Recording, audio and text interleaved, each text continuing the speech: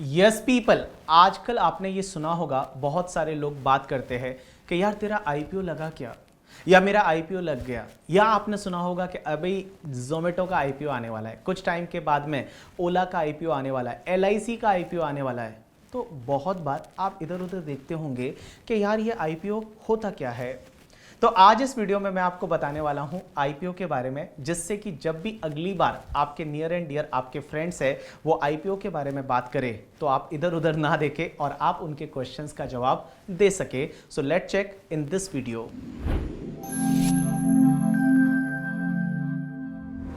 IPO को समझने के लिए हम एक एग्जांपल लेते हैं। जैसे एक कंपनी है, उस कंपनी को ह्यूज फंड्स की जरूरत है।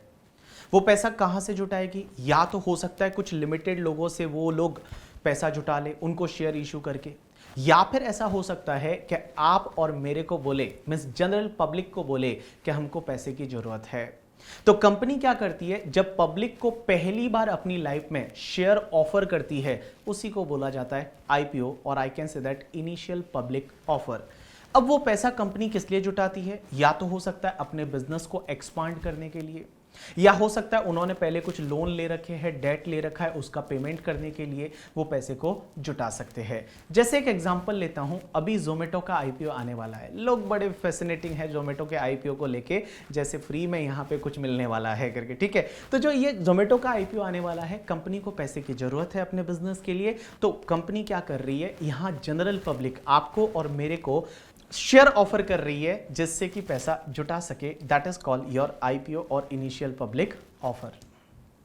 अब एक चीज समझना, जब भी कंपनी पब्लिक जाती है तो उस केस में सेबी जो है वो उसके पीछे पड़ जाता है। सेबी बहुत सारे उससे डिस्क्लोजर करवाता है, बहुत सारी उसको कंप्लायंस फॉलो करनी पड़ती है। और क्यों ना, क्योंकि अब पब्लिक जो है वो उसमें इंटरेस्टेड है। आप और मैं उस पर्टिकुलर कंपनी के प्रॉफिट में, लॉस में, इन्वेस्टमेंट एटसेट्रा एटसेट्रा सब चीजों में हम लोग इंटरेस्टेड है। अब आप बोलोगे भैया ये तो हमको समझ में आ गया आईपीओ क्या होता है, लेकिन ये इतने लोग बातें क्यों करते हैं? क्यों इतना बार बार रोज एकदम हल्ला गुल्ला किया जाता है कि आईपीओ आने वाला है एंड ऑल, हमने आईपीओ में अप्लाई करेंगे एंड ऑल? ऐसा क्यों होता है? एक एग्जांपल से समझते हैं। जैसे जोमेटो का आईपीओ आने वाला है। जोमेटो अपनी कंपनी के शेयर है वो सपोज 76 रुपीज पे ऑफर कर रहा है।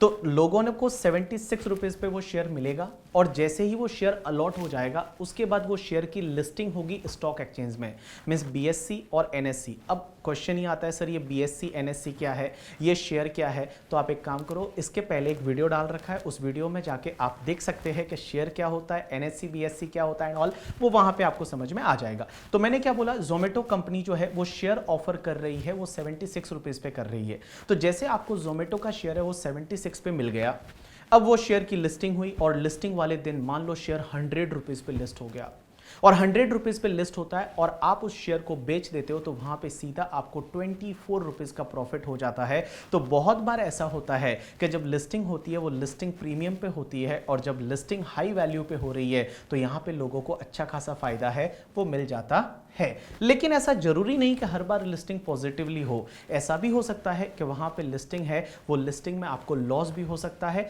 जैसे एग्जांपल के लिए 76 रुपीज का शेयर आपने जोमेटो का खरीदा और लिस्टिंग है वो मान लो 70 रुपीज पे हुई, तो वहां पे आपको 6 रुपीज का लॉस हो सकता है। अब एक चीज समझना, यहां पे दो तरह के लोग होते हैं। जब भी शेयर लिस्ट हो जाता है तो एक तो वो लोग होते हैं जो सिर्फ लिस्टिंग गेन पाना चाहते हैं, मींस लिस्टिंग के टाइम पे जो भी गेन होगा वो उसी दिन शेयर को बेच देंगे और जो भी प्रॉफिट लॉस है वो ले लेंगे। लेकिन बहुत सारे मेरे जैसे लोग होते हैं जो इन्वेस्टर होते हैं, जो लंबे टाइम तक पैसा है उस कंपनी में होल्ड करना चाहते हैं। तो अगर मुझे लगता है कि जोमेटो का फ्यूचर में प्रॉफिट अच्छा हो सकता है, तो मैं लिस्टिंग के डे ही वो शेयर को बेचूंगा नहीं और मैं लॉन्ग टर्म तक उसको होल्ड करूंगा। तो आप अपनी रिस्क प्रोफाइल के हिसाब से देख सकते हैं कि आपको लिस्टिंग पे जो गेन मिल रहा है वही लेके शेयर को बेचना है, या फिर आपको लंबे टाइम तक शेयर को होल्ड करना है। लेकिन अब सबसे बड़ा क्वेश्चन ये आता है कि सर हम आईपीओ में अप्लाई कैसे कर सकते हैं? तो देखो, बड़ा सिंपल है। आईपीओ में अप्लाई करने के लिए आपको दो चीजों की जरूरत होती है। एक तो आपका डीमैट अकाउंट होना चाहिए, और दूसरा आपका बैंक अकाउंट होना चाहिए।